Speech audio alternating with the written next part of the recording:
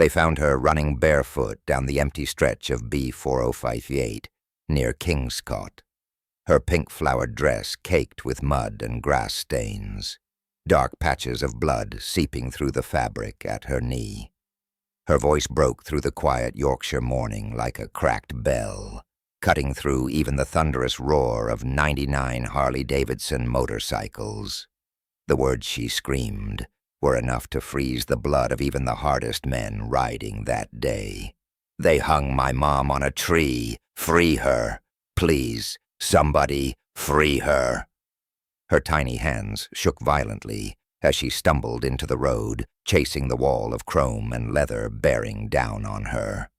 Her breath shredded against her ribs, each gasp a desperate prayer that someone, anyone, would stop. If you're watching this right now, take a second and hit that like button, drop a comment, share this story, and subscribe if you believe that heroes don't always wear capes. Sometimes they wear leather and ride Harleys. Tell us where you're watching from, and let's begin.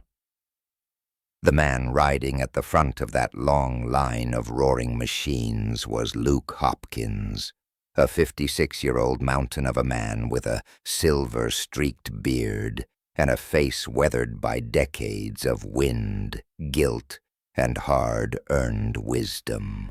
He led the Crimson Guardians, not a gang, never a gang, but a brotherhood of broken men who had found purpose in protecting those who couldn't protect themselves. Veterans haunted by wars they couldn't forget. Ex-convicts who'd paid their dues and wanted to pay forward. Fathers who'd lost children and understood that some holes in your heart never close. They just learned to beat around the emptiness.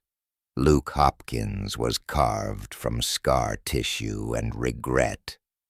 A man who had spent the last 15 years trying to outrun the ghost of his 9-year-old daughter, Elise, who'd slipped away from cancer while he held her hand and promised her everything would be okay. He'd been lying then, and he knew it. But Elise had smiled anyway, had told him not to be angry at God, had been wiser at 9 than he'd ever been at 56. So he rode. And he built this brotherhood, and he protected the innocent because he couldn't protect his own daughter. When the little girl stumbled directly into his path, Luke slammed on his brakes so hard his Harley skidded sideways across the wet asphalt, leaving black serpentine marks on the road.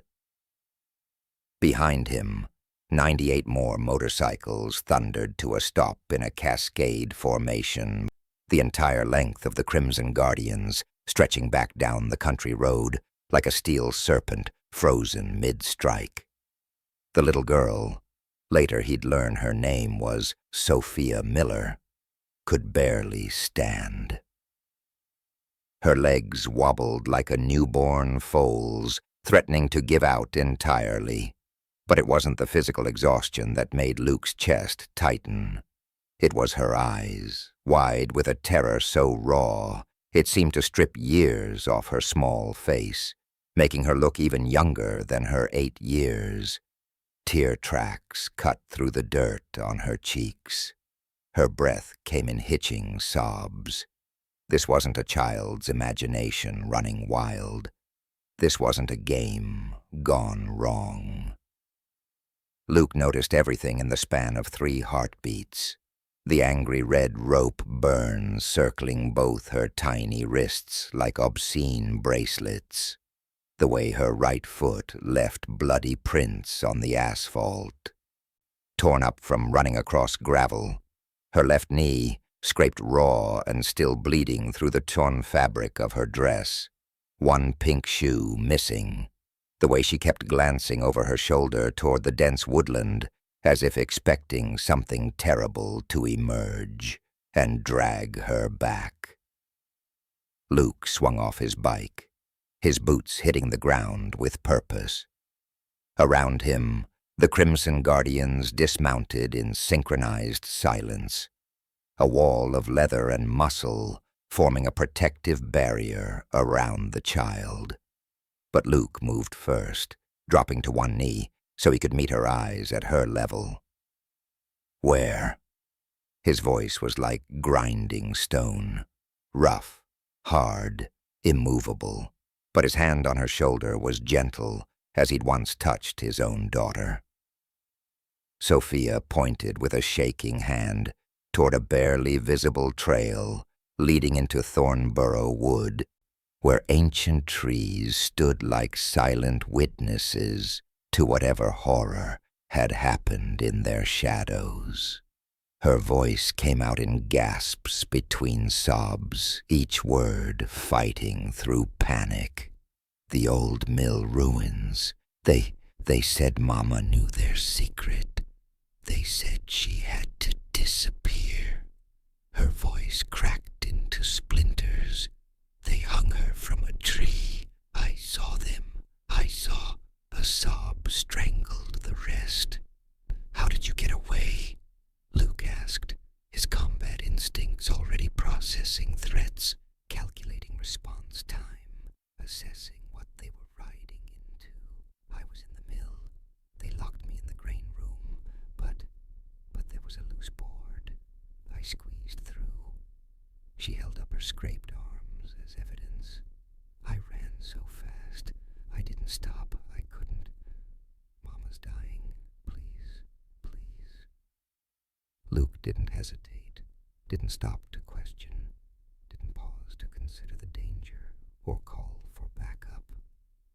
15 years ago, he'd hesitated when Elisa first complained of stomach pains, had told himself it was nothing, had waited 2 days before taking her to hospital, 2 days that might have made the difference. 2 days he'd never get back. He wasn't hesitating now. Luke lifted Sophia onto his bike with the same care he'd once used carrying his daughter to bed. She weighed almost nothing, all bird bones and terror. Her small arms locked around his waist with desperate strength that belied her size, her face pressing against the worn leather of his vest. "Hold on tight," he said, his voice rough with emotion he hadn't let himself feel in years. "We're going to get your mama."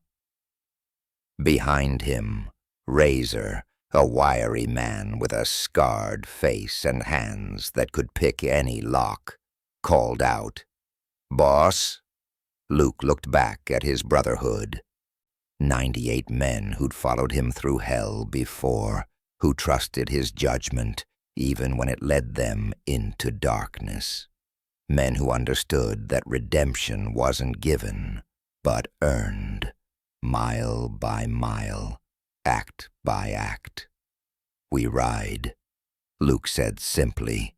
No one questioned. No one hesitated. Luke gunned his engine, and the Harley roared to life beneath him. Sophia's grip tightened as they veered toward the trail she'd pointed out, narrow and overgrown, and leading into the heart of Thornborough Woods.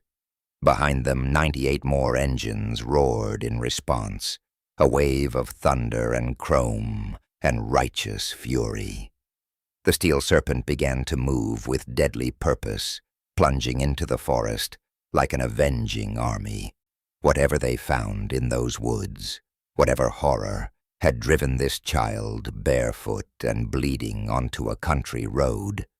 It was about to meet 99 men who understood exactly what it meant to stand between evil and the innocent. Sometimes fate puts you exactly where you need to be. Sometimes a little girl in a torn pink dress running down a Yorkshire highway is exactly where destiny meant her to be.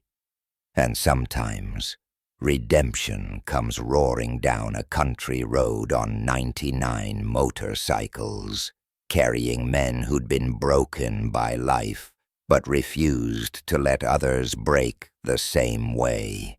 They were coming, and God help whoever had hung Sophia's mother from a tree.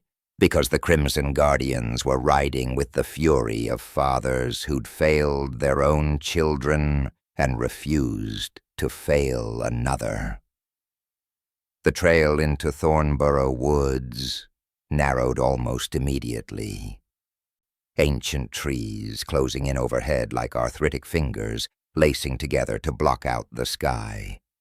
Sunlight filtered through in scattered shafts, creating a tunnel of shadow and gold that would have been beautiful under any other circumstances. Now it felt like riding into the throat of something vast and malevolent. Luke was forced to slow his pace, the Harley's engine dropping to a lower growl as roots and rocks made the path treacherous. Behind him, 98 more motorcycles adjusted in perfect formation, maintaining distance, but never losing contact. The thunder of their engines echoed through the woodland like the heartbeat of something ancient and angry. Sophia pressed her face hard against Luke's back, her small body trembling against him in waves she couldn't control. Between gasping breaths and involuntary sobs, she whispered directions in a voice that cracked and broke. "Left at the fallen oak," she managed. "See it? The big one across the path." Luke saw it. A massive tree that had collapsed decades ago, now half-rotted and covered in moss. He steered around it, branches scraping against his bike. Straight past the stone wall, Sophia continued, her voice getting smaller, younger. "It's not far now. Please hurry. Please." Her words dissolved into hitching breaths that shook her entire frame. Luke felt each tremor through his leather vest, felt the desperate grip of her fingers digging into his sides. The weight of her against his back was almost unbearable. Not because she was heavy, but because she reminded him so viscerally of Elise. The same small bones, the same absolute trust that he could fix what was broken. 15 years ago, he'd sat beside a hospital bed watching his 9-year-old daughter fade like a photograph left in the sun. He'd held her hand and lied through his teeth, promising her she'd be okay, that they'd go to Disney World when she got better, that everything would be fine. Elise had smiled at him with wisdom no child should possess and told him not to be angry at God. 3 days later, she was gone. The rage had nearly consumed him. 15 years of it, burning hot enough to melt steel. He'd channeled it into the open road, into building the Crimson Guardians, into protecting strangers because he couldn't protect his own blood. But Sophia's weight on his bike felt like a second chance he didn't deserve. Like Elise's ghost had steered him to this exact road, this exact moment, for reasons he couldn't begin to understand. Why them? Why now? Why had 99 bikers heading to a memorial ride in Edinburgh happened to be passing this specific stretch of B4058, the exact moment a terrified child ran into the road? Luke didn't believe in coincidence anymore. He'd stopped believing in a lot of things when Elise died. But maybe, just maybe, something larger was at work. Behind him rode men who understood loss in their bones. Marcus, a former Royal Marine who'd lost his entire squad in Helmand Province and carried their names tattooed across his back. Tommy, who'd done 8 years for armed robbery and came out to find his teenage son had died of an overdose while he was inside. Razor, the wiry lockpicker with a scarred face, whose daughter had been murdered by her boyfriend, a crime Razor had been in prison for killing the bastard over, and Jenny, the only woman in the Crimson Guardians, a former combat medic who'd saved dozens of lives in war zones, but couldn't save her own husband from suicide when the PTSD got too heavy to carry. They were all broken, every single one. But they had learned that broken didn't mean useless. Broken meant you understood pain. And understanding pain meant you could stand between it and someone else. They rode in silent coordination, their formation adapting to the terrain, without a single spoken word. Veterans who'd worked together long enough to communicate through instinct. Ex-convicts who'd learned to read danger before it struck. Fathers who'd failed their own children, but refused to fail another. The thunder of 99 engines rolling through ancient woodland should have scattered every bird and animal for miles. Instead, the forest felt like it was holding its breath. Then the trees opened up, and Thornborough Mill appeared like a ghost from another century. The ruins were older than anyone living could remember. Some said they dated back to the 1700s. Others claimed 16. Stone walls crumbled beneath a blanket of ivy so thick it looked like the forest was slowly swallowing the structure whole. The water wheel had collapsed into the creek bed, rotting wood and rusted metal, creating a skeleton of what had once been industry and life. But it was the clearing before the mill that stole every breath. A massive sycamore tree dominated the space, its trunk thick as 3 men standing side by side, branches spreading like arms reaching toward heaven. And from one of those branches, swaying ever so slightly in the morning breeze, hung a woman, Tia Miller. Her toes barely scraped the ground.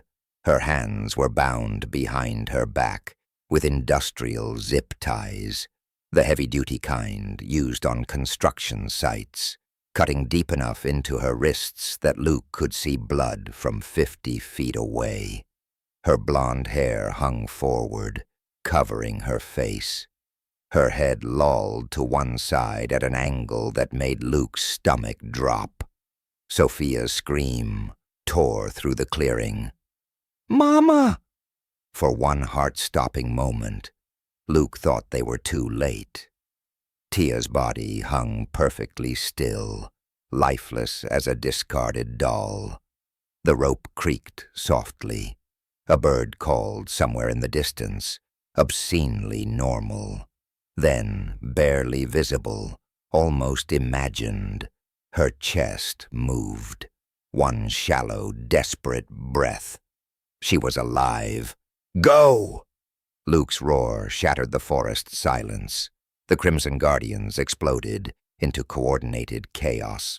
Marcus and Tommy were off their bikes before the engines died, rushing forward with arms outstretched to support Tia's weight. Razor was already climbing, his scarred hands finding purchase on bark, a knife clenched between his teeth like a pirate boarding an enemy vessel. Jenny hit the ground running, her medical bag already swinging off her shoulder. "Don't move her neck," she barked. "Spinal precautions until I clear her." The other riders fanned out in a protective perimeter, engines still running, creating a wall of sound and steel around the clearing. Eyes scanning the mill ruins, the tree line, every shadow that could hide a threat. Luke lifted Sophia off his bike, but she fought him, trying to run to her mother. "Not yet, sweetheart," he said, his voice rough. "Let them work. Let them help her." Razor reached the branch, his knife flashing in the dappled sunlight. The rope was thick, the kind that wouldn't break easy, chosen specifically to bear weight, to kill slowly. Marcus and Tommy braced themselves beneath Tia, their combined strength taking her weight, even before the rope was cut. Jenny positioned herself, hands ready to stabilize Tia's head the instant she was free. "On 3, Razor called down. 1, 2. The rope parted with a sound like a sigh. Tia collapsed into waiting arms, and in the mill ruins behind them, something moved in the shadows. Before we continue with what happened next in those terrifying woods, I need to ask something important. If this story is touching your heart, if you believe in everyday heroes stepping up when evil strikes, please hit that subscribe button right now. These true stories of courage need to reach more people, and your support makes that possible. Drop a comment telling us you're here with us. Tia Miller dropped into Marcus and Tommy's arms like a broken bird, her body going completely limp the instant the rope severed. The 2 men staggered under her dead weight, but held firm, lowering her carefully to the forest floor as Jenny swooped in. "Mama! Mama!" Sophia's strangled cry tore through the clearing, her small body fighting against Luke's grip with surprising strength. "Not yet, baby girl," Luke said, his arms gentle but unyielding around her waist. "Let the medic work. Let her help your mama."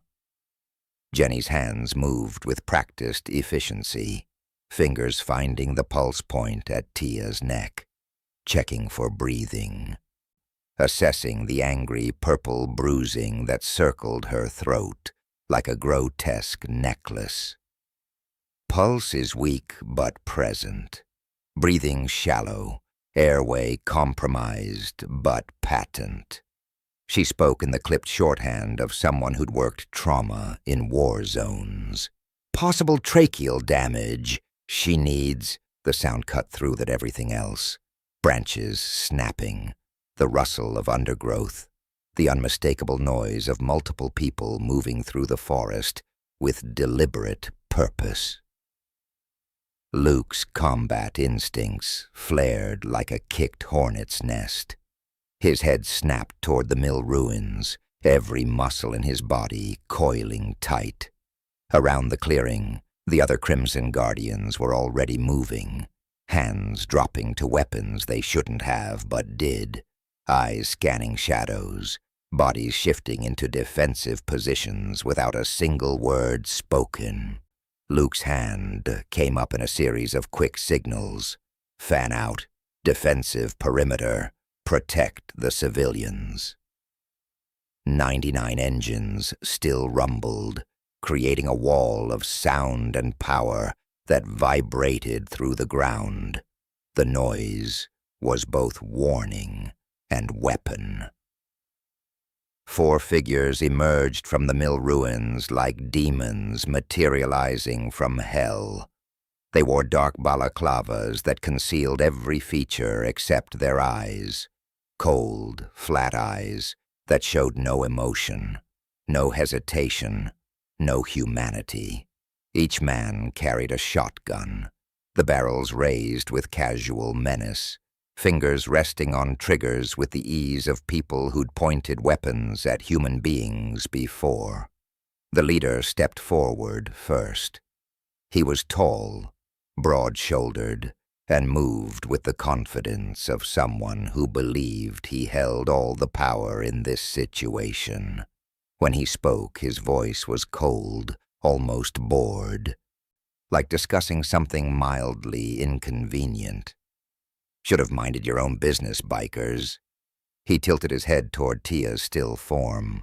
"This doesn't concern you." Luke slowly released Sophia, pushing her gently behind him. He stepped forward, placing his body between the gunmen and the child, his boots crunching deliberately on fallen leaves. Around him, the Crimson Guardians shifted in synchronized response, a living wall of leather and muscle, forming layers of protection around Tia and Sophia.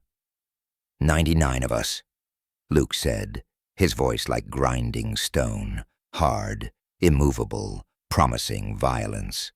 4 of you. You do the math." The tension in the clearing crackled like electricity before a lightning strike. 99 motorcycle engines growled in unified threat. 4 shotguns pointed at flesh and blood men who'd stared down worse in deserts and jungles and prison yards. Time seemed to crystallize, stretching 3 heartbeats into an eternity.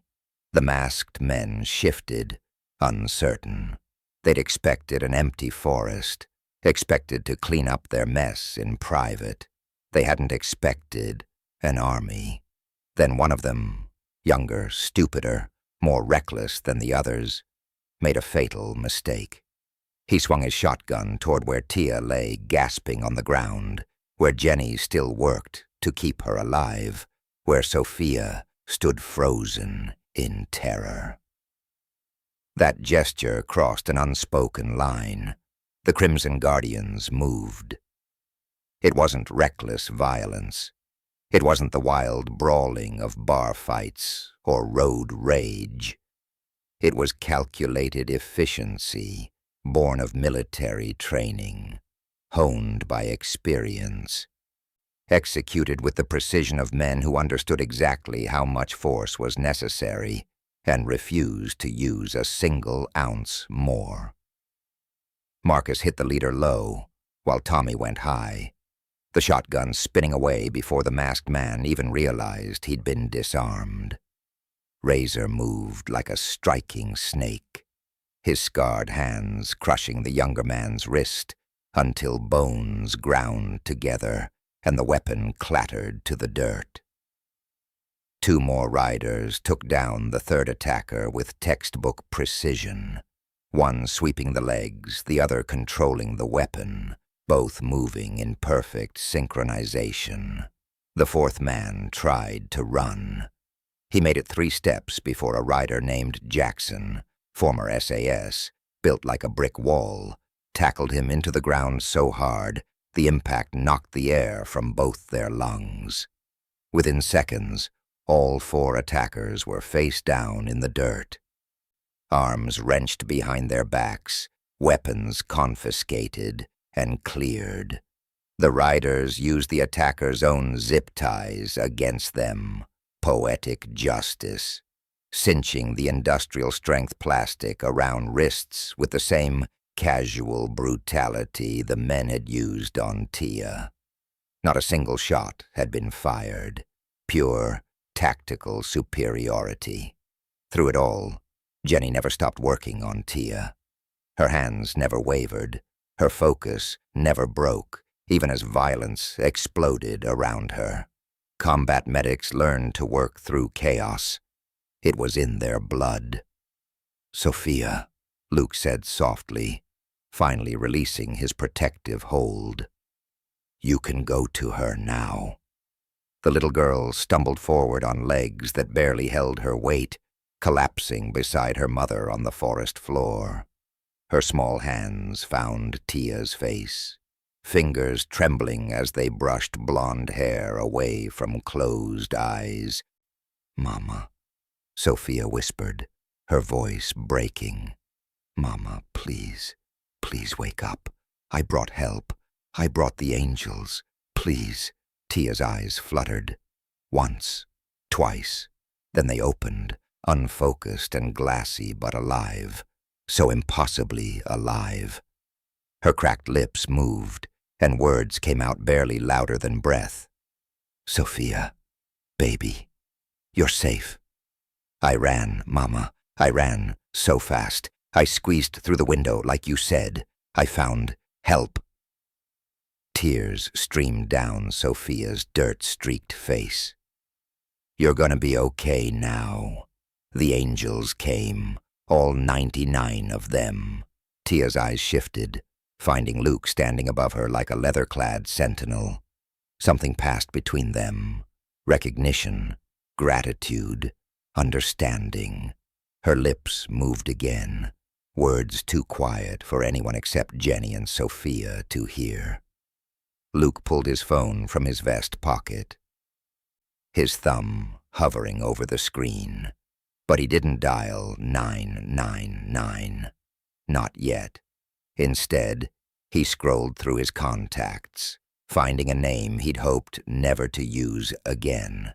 Detective Inspector Sarah Chen, Kent Police, Major Crimes Unit. They'd served together in Afghanistan in 2003. She was one of maybe 5 cops in all of England he trusted completely. The call connected on the second ring. "Luke?" Sarah's voice was sharp, alert. "It's been 3 years. This better be. I need clean police, Sarah. Royal Victoria Hospital, Folkestone. No locals. No one from Yorkshire or Gloucestershire. This goes deep." He paused, looking at the 4 masked men, zip-tied in the dirt, at Tia fighting to breathe, at Sophia's tear-stained face. "I just stopped a murder. And I think we've stumbled into something a hell of a lot bigger than a murder." Behind him, one of the masked men started laughing, a low, ugly sound that promised this was far from over.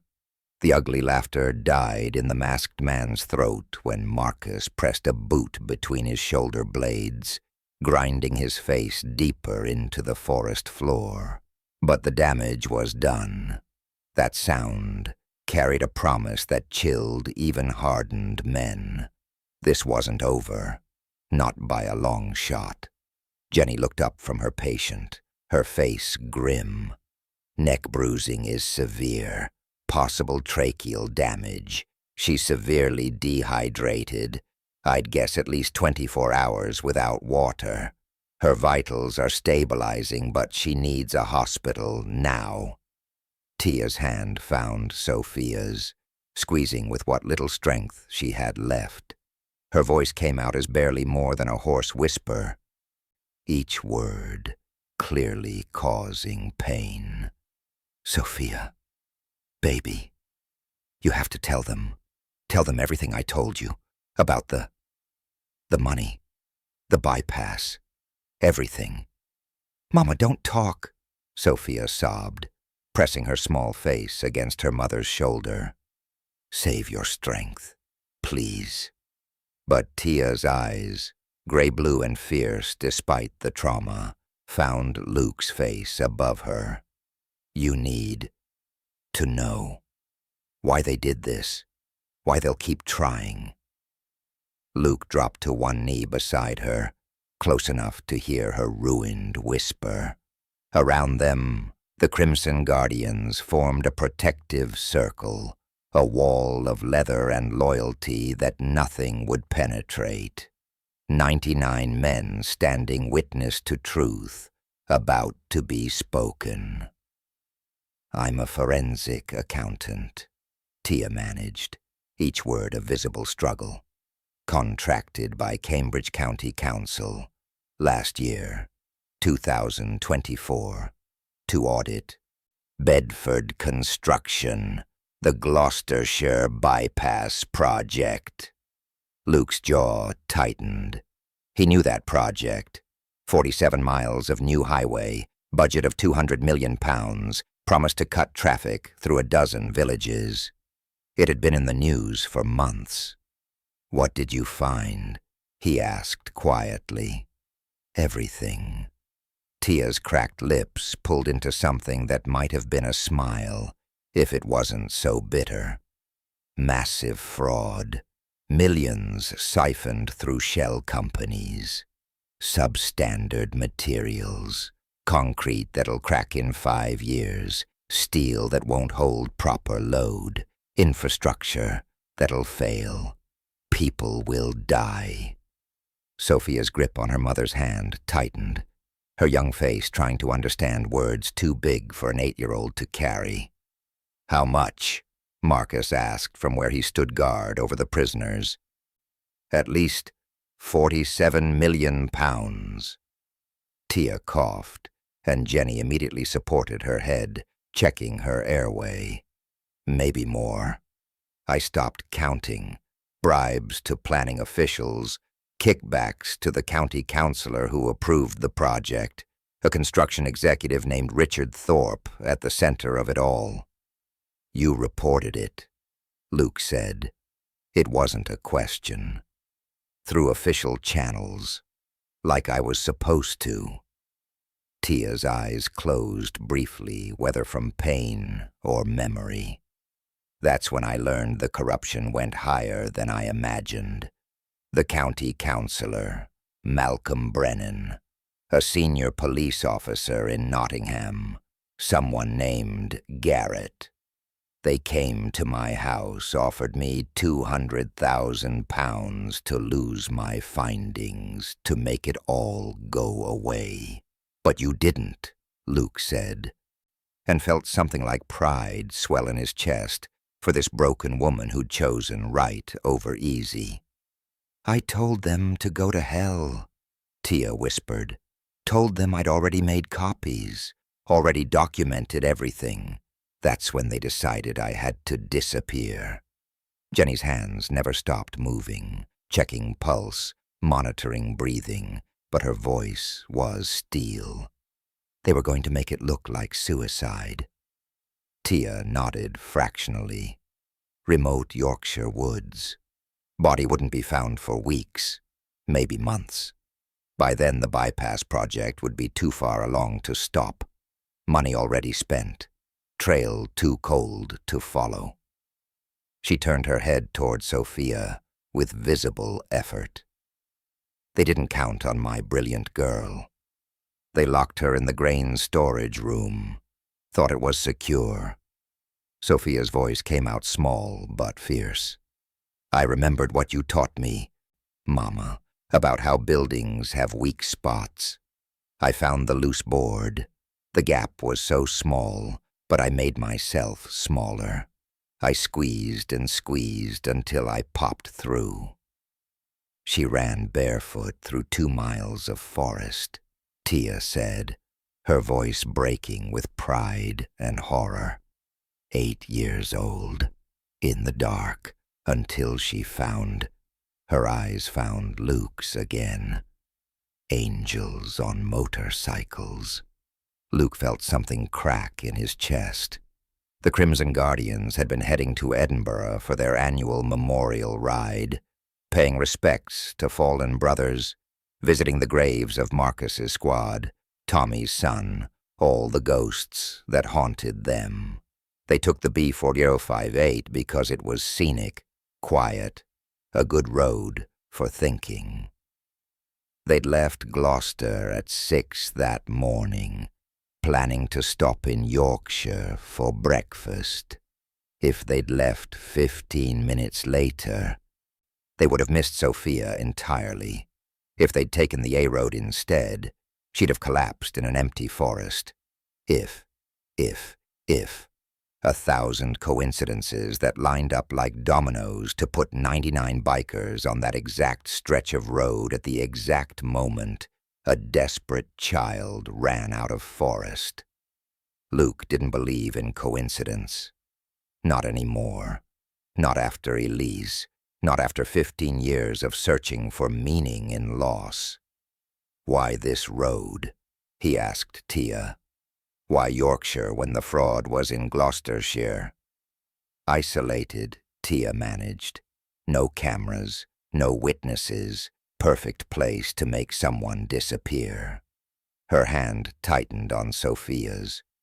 "They brought us here yesterday, late afternoon, kept us in the mill overnight. They were going to—" Her voice broke. "This morning. Make it look like I'd driven here to end it all. Distraught mother, financial troubles. They had a whole story prepared." From the ground, one of the zip-tied men, the youngest, the one who'd pointed his weapon at Tia, started to speak. His voice was muffled by dirt and terror. "You don't understand. You can't fight this. It goes too high. They'll bury all of you. They'll—" "Shut it!" Razor growled, pressing a boot against the man's ribs, but Luke held up a hand. "Let him talk." The masked man, Luke could see he was barely 25, His eyes, visible through the balaclava and wide with fear, continued in a rush. Richard Thorpe, Malcolm Brennan, Chief Inspector David Garrett. But it doesn't stop there. There's a member of Parliament, someone in Westminster. I don't know the name, I swear I don't. But Thorpe mentioned it once, said we were protected at the highest level. The clearing went silent, except for the rumble of idling engines and Sophia's quiet crying. A member of Parliament. Corruption reaching into Westminster itself. 47 million pounds of taxpayer money stolen. Infrastructure designed to fail. And a woman who dared to expose it all, hung from a tree like a warning to anyone else who might choose conscience over complicity. Luke stood, pulling out his phone again. Sarah Chen needed to know everything. But more than that, they needed allies they could absolutely trust. Because if this went as high as it seemed, then official channels were compromised. The very institutions designed to protect justice were infected. He looked at his brotherhood, 99 men who'd been broken by systems that failed them, who'd learned the hard way that doing the right thing often meant standing alone against overwhelming odds. "We're in this now," Luke said quietly. "All of us. We protect these two until this corruption is burned out root and branch." "Agreed," 99 voices answered as one. "Agreed," Tia's hoarse whisper cut through. "Why would you risk this? You don't even know us." Luke met her eyes and saw his daughter's face, 9 years old and asking him why bad things happened to good people. He'd had no answer then, but maybe he had one now. "Because somebody has to," he said simply. "And we happened to be on the right road at the right time. I don't think that's coincidence anymore. She needs a hospital. Now." Jenny's voice cut through the clearing with medical authority that brooked no argument. "Her trachea is swelling. If it closes completely, she'll suffocate. I can keep her stable for maybe an hour. Maybe." "Camberley's closest," Tommy called out, already pulling up a map on his phone. "Frimley Park Hospital, 23 minutes if we push it." "No." Luke's voice was flat, final. "They might have people there. A senior police officer in Nottingham means contacts everywhere. We go where we have allies." "Where?" Marcus asked. "Royal Victoria Hospital in Folkestone, Kent." Luke was already calculating distances, routes, risks. "I know people there. Former military medical staff. Sarah Chen has contacts in Kent Police. It's 80 miles, but it's safe." "She might not have 80 miles in her," Jenny said quietly. Luke met her eyes. "She definitely doesn't have a chance if we take her somewhere they're waiting for us." Nobody argued. They'd learned to trust Luke's instincts. "We need transport," Razor said, scanning the mill ruins. "She can't ride a bike in her condition." Luke's eyes fell on a white Bedford construction van, parked partially hidden behind the mill. The same company at the center of the fraud. Poetic justice. That'll do. Within minutes, they'd broken into the van and converted the cargo area into a makeshift medical transport. Sleeping bags from saddlebags became cushioning. A jacket became a pillow. Jenny's medical kit was unpacked and organized within arm's reach. Tia was lifted with excruciating care and placed in the back, Sophia climbing in beside her and refusing every attempt to separate them. "I'm not leaving, Mama," the 8-year-old said with a fierceness that reminded Luke painfully of Elise. "I already left her once. Never again." The convoy formed with military precision. Luke took point on his Harley, phone mounted on his handlebars, Sarah Chen on son speaker as he coordinated while riding. Behind him, the stolen van driven by Tommy, then 98 more motorcycles in a protective formation that looked like a steel cocoon wrapping around something precious and fragile. They rolled out of Thornborough Woods like an invading army, engines roaring defiance at the morning sky. Luke's phone was his command center. He called contacts built over 15 years, veterans who owed him favors, medical personnel who'd served with him in Iraq and Afghanistan, security specialists who understood that sometimes the system was the enemy. Every call the same message: I need people I can trust. Lives depend on it. Sarah Chen was already moving, activating her network in Kent, vetting hospital staff, ensuring that when they arrived it would be to locked doors and friendly faces. I'm calling in every favor I have, she said through the speaker, wind noise making her voice crackle. You better be right about this, Luke. I'm right, he said, and opened the throttle. Inside the van, Sophia held her mother's hand and finally found words beyond terror. My mama's brave, she said to Jenny, her voice small but fierce with pride. She found all the bad things they were doing. She could have taken their money and stayed quiet. They offered her so much money. But she said doing the right thing is scary. But that's what makes it matter. Those words hit Luke like a physical blow. He could hear them through the van's open window, carried on wind that smelled of exhaust and rain. Elise had said something similar, 9 years old and dying, telling him that being scared of heaven was okay, but you couldn't let it stop you from doing what's right. Luke had spent 15 years being angry. Angry at God, at cancer, at a world that took children and left monsters walking free.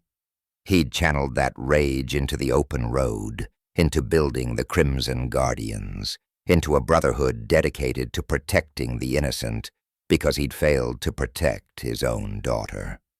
But Sophia was alive because her mother was brave. Because Luke happened to be riding the B4058 near Kingscott at exactly 7:43 that morning. Because 99 bikers heading to honor their dead had been in exactly the right place at exactly the right moment to save the living. Maybe it wasn't chance. Maybe Elise had been steering him all along. 15 years of grief and rage channeled into becoming the man who could save Sophia when the moment came. Maybe his daughter's death had purpose after all. Not a purpose he'd have chosen. Never that. But purpose nonetheless. The thought didn't heal the wound. Nothing would. But it made the weight bearable. Vehicle behind us, Marcus called over the radio. Black Range Rover. Been tailing for 3 miles. Luke's eyes flicked to his mirrors. Stay in formation. Don't engage unless they do. The Range Rover accelerated, pulling alongside the convoy. Tinted windows made it impossible to see who was inside. Then it dropped back, disappearing into traffic. Could be nothing, Razor said over the radio. His tone said he didn't believe that. They hit the M20 motorway, speed increasing to 70, then 80. The convoy held formation, a rolling fortress of chrome and leather protecting its precious cargo. Other vehicles moved aside, sensing something dangerous in the coordinated movement of 99 motorcycles. Her oxygen saturation is dropping, Jenny called from the van. 74 miles to go. She's getting worse. A lorry pulled out suddenly from the left lane, forcing Luke to swerve hard. The convoy adjusted like a living organism, flowing around the obstacle. But Luke's combat instincts were screaming. That move had been deliberate. Someone was trying to slow them down, or trying to cause an accident that would look natural. "Faster," Luke ordered. "We push through. Anyone tries to stop us, we don't stop." 99 engines roared in response, and the steel serpent accelerated into a race against time and unknown enemies who wanted Tia Miller silenced forever. Royal Victoria Hospital in Folkestone appeared through the rain like a fortress, and in many ways, that's exactly what it had become. Tra Chen stood at the emergency entrance with 4 officers Luke had personally vetted, all former military, all people who understood that sometimes the uniform could be worn by the enemy. The convoy roared into the parking lot at 8:47, exactly 64 minutes after leaving Thornborough Woods. The van's doors flew open before it fully stopped, and Tia was rushed inside on a gurney, Jenny running alongside, still monitoring vitals, still fighting to keep her patient alive. Sophia tried to follow, but Luke caught her gently. "They need space to work, sweetheart. We'll be right here. I promise." Her small hand locked around his with desperate strength, and she didn't let go. Inside the trauma bay, Dr. James Whitmore, former Royal Army Medical Corps, served 3 tours in Helmand, worked with grim efficiency. Severe tracheal edema, ligature marks consistent with hanging, oxygen saturation at 68%. Get me a crash cart and prep for emergency tracheostomy if the swelling doesn't respond. The next 20 minutes were touch and go. Monitors beeped urgently. Medical staff moved in choreographed chaos. Through the small window in the trauma bay door, Luke could see Tia's still form surrounded by people fighting for her life. Sophia stood on a chair to see, her face pressed against the glass, tears streaming silently down her cheeks. Luke's hand rested on her shoulder, steady, solid, promising without words that he wasn't going anywhere. Sarah Chen approached with the 4 officers, their boots echoing in the sterile hallway. "The prisoners are in custody, separate cells, no contact with each other or anyone else. I need statements." Luke nodded toward a quiet corner of the waiting room, but kept Sophia's hand in his. The child wouldn't let go, and he wouldn't make her. The statement took 40 minutes. Luke spoke in the clipped precision of someone who'd given mission reports before. Facts, timeline, evidence. Marcus, Tommy, and Razor corroborated, their accounts matching exactly. The USB drive Tia had sewn into her jacket lining was bagged as evidence, though Sarah made a copy immediately. "This is bigger than I thought," Sarah said quietly, scanning through the financial documents on her laptop. "If even half of this is real, we're looking at the largest infrastructure fraud case in UK history." "It's real," Luke said, "and the people behind it just tried to murder a woman and her 8-year-old daughter to keep it quiet." As if summoned by her mention, Sophia suddenly broke. Not from fear this time. The immediate danger had passed. Her mother was alive. Help had come. But the exhaustion and relief and overwhelming emotion of a child who'd been forced to be brave for far too long finally crashed over her like a wave. She collapsed against Luke's chest, sobbing so hard her small body shook. Great gasping cries that seemed to tear something loose inside her. releasing hours of terror she'd been holding behind an 8-year-old's fragile courage. Luke's arms closed around her with unexpected tenderness, this stranger's daughter who felt like an echo of everything he'd lost. Her weight in his arms, her sobs against his shoulder, the way she clutched his leather vest like it was the only solid thing in a tilting world. It was Elise all over again. Different child, different circumstances, but the same desperate need for someone to be strong when you couldn't be strong anymore.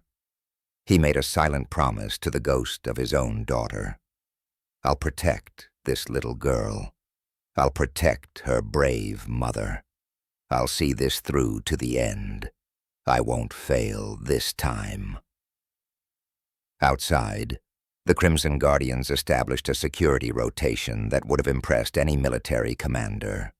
8 riders on duty at all times, 2 at each entrance, 4 roaming the perimeter. The rest slept on their motorcycles in the parking lot.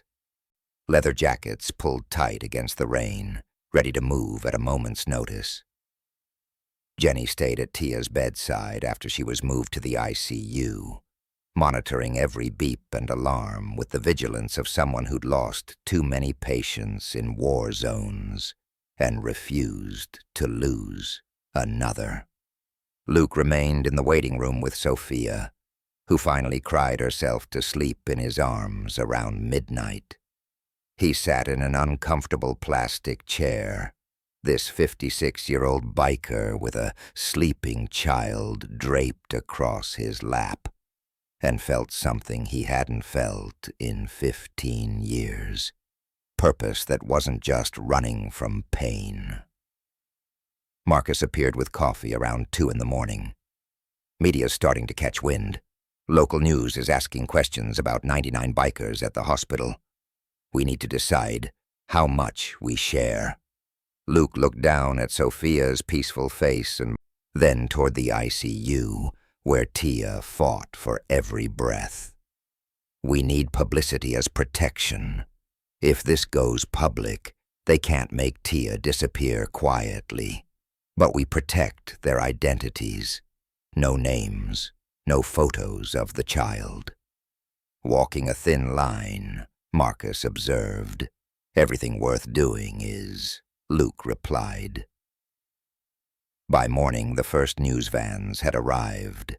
The headline would read, "Biker Gang Saves Woman from Hanging, Uncovers Massive Fraud." Not perfect, but close enough. The Crimson Guardians weren't a gang. They were family, and family protected its own. 3 days passed before Tia could give her full statement. Her voice emerged hoarse and damaged, each word scraped raw, but the determination in her eyes burned bright. Sophia hadn't left her mother's side except to sleep, curled in Luke's arms in the waiting room chairs. The trauma had strengthened the bond between mother and daughter into something forged in fire, unbreakable. When the vetted investigators arrived, Sarah Chen personally vouched for each one. Tia sat up straighter despite the pain. Her detailed account spilled out with forensic precision. Dates, amounts, account numbers, shell company registrations. She'd memorized everything before they took her, knowing memory might be the only backup that survived.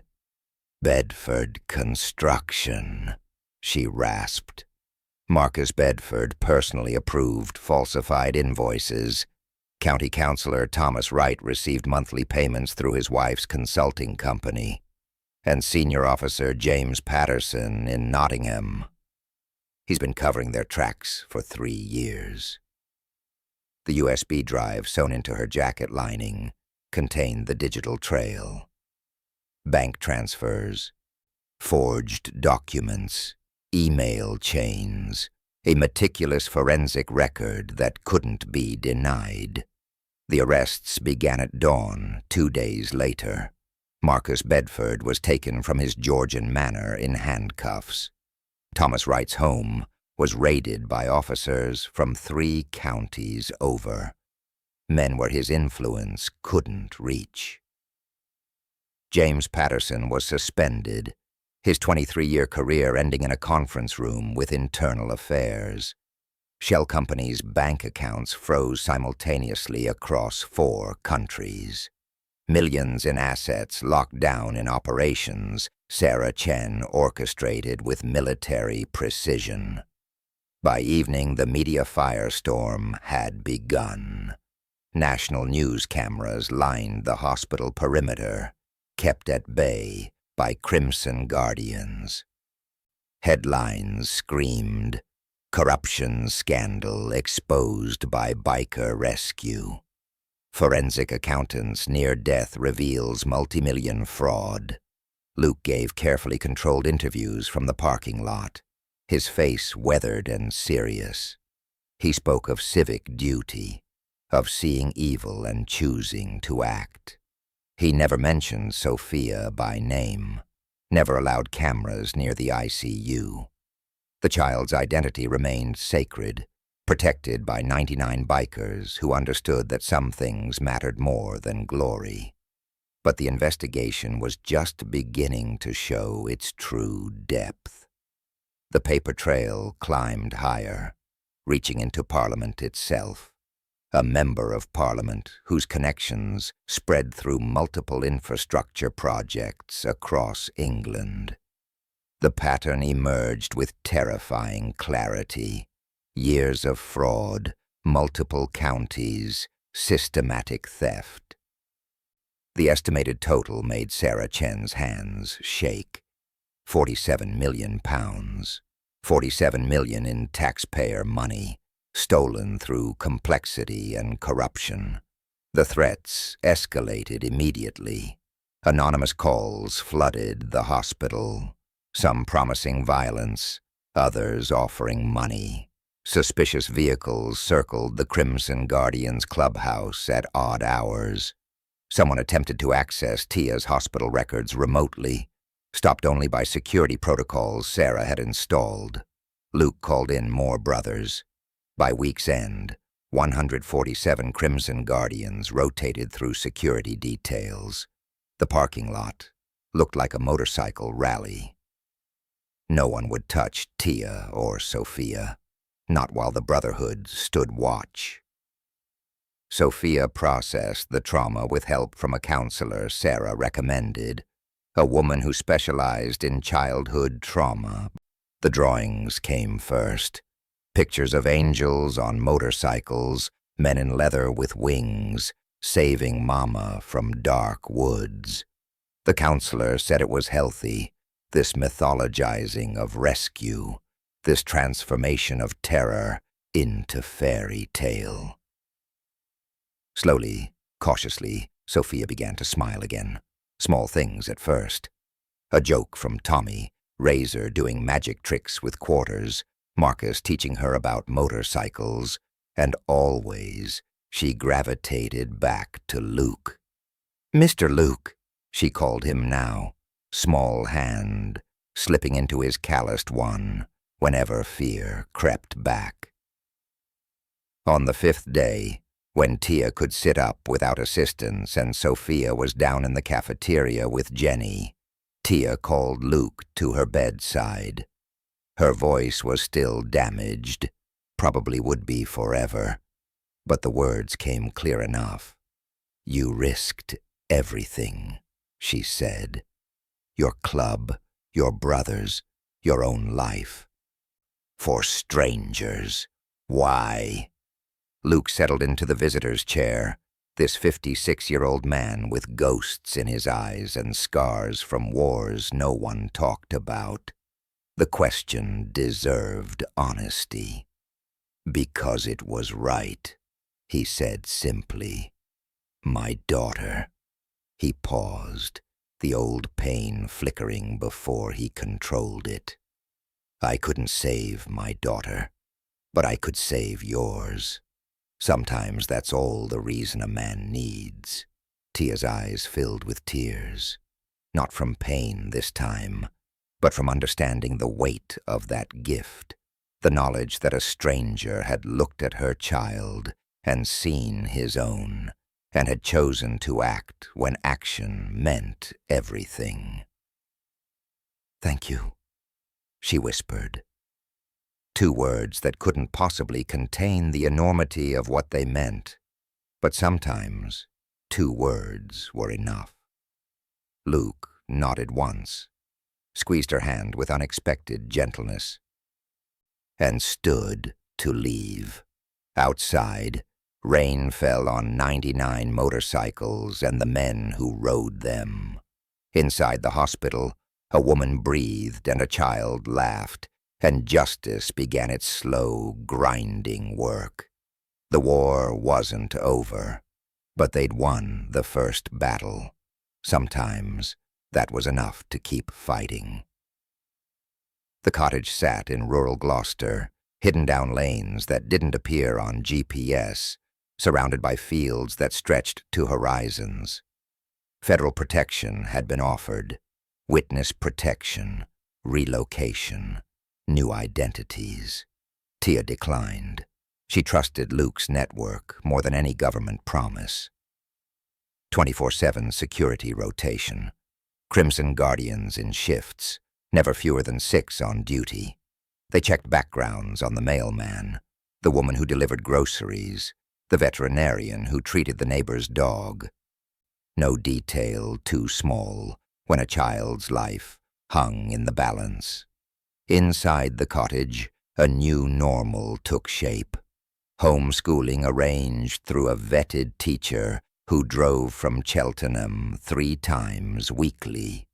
Therapy sessions with the counselor, continuing via secure video calls.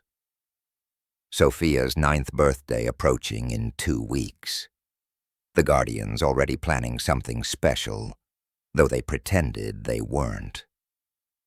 The Crown Prosecution Service assembled their case like architects building cathedrals, meticulous, massive, designed to stand against any assault.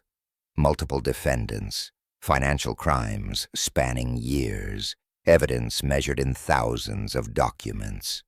But the linchpin, the weight-bearing column the entire structure depended on, was Tia's testimony. The pressure mounted as the trial date approached. Defense attorneys filed motion after motion, suppress the evidence, discredit the witness, dismiss the charges. Every filing, another attempt to bring the cathedral crashing down before the first witness took the stand. For the Crimson Guardians, the protection duty had become something deeper than obligation. Veterans who'd lost purpose after wars ended found meaning in this mission. They weren't just guarding a woman and child. They were standing for something that mattered. Justice, courage, the idea that evil didn't get to win just because it wore expensive suits. Luke felt it most acutely. This transformation happening inside his chest, where grief had lived for 15 years. Sophia's laughter as she played card games with Razor, her questions about motorcycles and road trips and whether Mr. Luke had ever been to the ocean, small moments that stitched something back together, healing wounds he'd thought permanent. Late evenings after Sophia slept, Luke and Tia talked on the cottage porch about loss, his daughter, her near death, about survival and what came after, about moving forward when the past pulled like an undertow. These conversations, quiet and honest, helped both of them begin believing in futures they'd stopped imagining.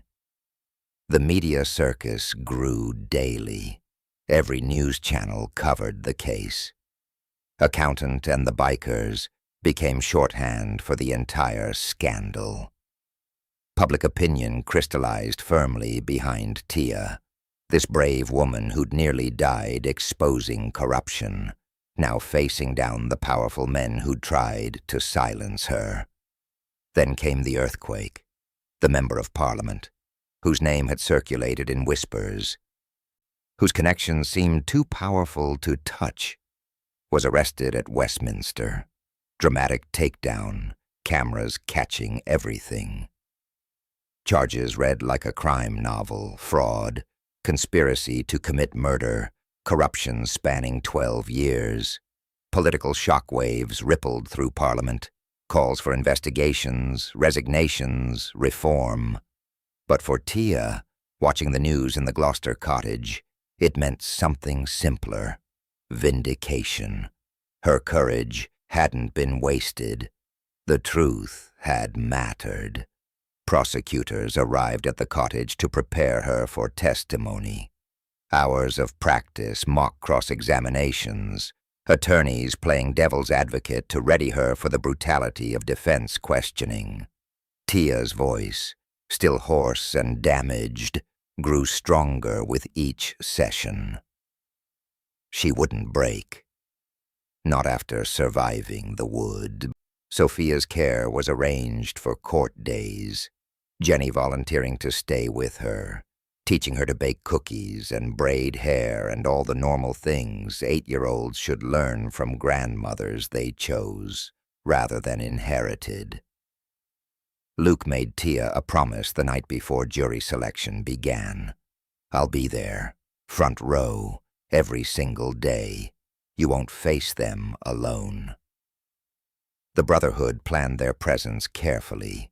Shifts of 20 guardians attending each day, leather vests worn like uniforms, sitting in organized rows. Not threats, exactly, but intimidation through numbers, through the visual reminder that Tia had 99 reasons these powerful men should fear justice. The trial would begin Monday, 57 days after Tia nearly died in Thornborough Woods. 57 days after Sophia whispered for help into the darkness and found angels wearing leather instead of wings. The war had been preparation. The battle was about to begin. We're almost at the end of this incredible journey, and I want to pause for just a moment. If this story has moved you, if you believe the world needs to hear more stories about courage and standing up against corruption, please subscribe to this channel right now. Hit that like button, leave a comment sharing your thoughts, and help us spread these important stories. Your support means everything. The trial lasted 3 weeks. 21 days of testimony, evidence presentations, cross-examinations that felt like combat. Defense attorneys attacked with the brutality of desperate men protecting powerful clients. Aggressive, personal, designed to break Tia's credibility and courage. She didn't break. Every question answered with hoarse precision. Every document authenticated with damaged vocal cords that somehow made her testimony more powerful. Physical evidence of what they'd done to silence her. Sophia watched from a safe distance, sitting with Luke in the public gallery, small hand locked in his. 20 crimson guardians filled the courtroom each day. Leather vests and crossed arms. Silent support that spoke louder than words. The message clear. Tia didn't stand alone. The verdict came on a Thursday afternoon.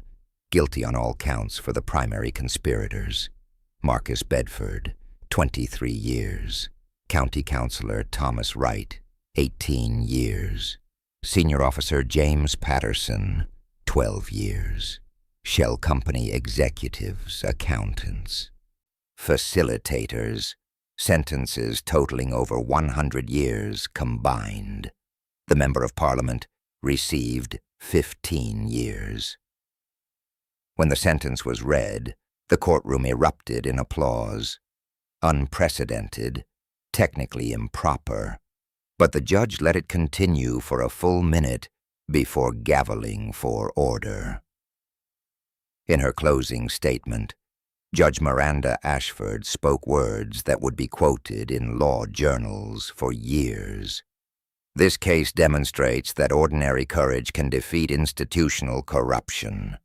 That truth, when paired with bravery, becomes unstoppable. That justice, though sometimes delayed, need not be denied. Sophia's 9th birthday party happened that weekend at the Gloucester Clubhouse. The Crimson Guardians called it a survival party, celebrating not just her birth, but the fact she was still here to celebrate it. 99 hardened bikers attempted to sing Happy Birthday, creating a beautiful, bearable, off-key chorus that made Sophia laugh until she couldn't breathe. She wore a tiny, custom-made leather vest. Sophia, stitched across the back in careful embroidery. 9 candles on the cake, 1 for each year, Marcus explained solemnly, and 1 for her new beginning. "Make a wish, sweetheart," Luke said softly. Sophia closed her eyes, thought for a long moment, then blew out all 9 candles in one breath. Later, when Jenny asked what she'd wished for, Sophia smiled and said simply, "Family, but I already have it." Razor taught her to rev a motorcycle engine, safely mounted on a stand, his massive hands guiding her small ones on the throttle. Jenny presented a pink first aid kit for future adventures. Marcus and Tommy performed magic tricks so terrible they became funny, cards dropping and coins disappearing into wrong hands. Sophia's genuine laughter filled the clubhouse. The sound of healing, of a child reclaiming joy that trauma had stolen. Across the crowded clubhouse, Luke and Tia's eyes met. She mouthed 2 words. "Thank you." Luke nodded, but in that moment understood the deeper truth. In saving them, he'd been saved too. The empty place where Elise had been would never be filled, shouldn't be filled, but it had found purpose. Sophia wasn't replacing his daughter. She was honoring her memory. Elise's spirit had steered him to that road, that moment, that little girl who needed exactly the father he'd learned to be. New chapters were beginning for all of them. Tia accepted a position with the National Financial Crimes Unit, using her expertise to catch others like those who'd tried to kill her. Sophia enrolled in school with unofficial protection. Crimson Guardians who happened to live nearby, who, coincidentally, volunteered for school security programs. Luke became permanent part of their lives. Not romance, something deeper than that. Family forged in crisis, bound by courage, sealed by the understanding that some connections transcend ordinary definitions.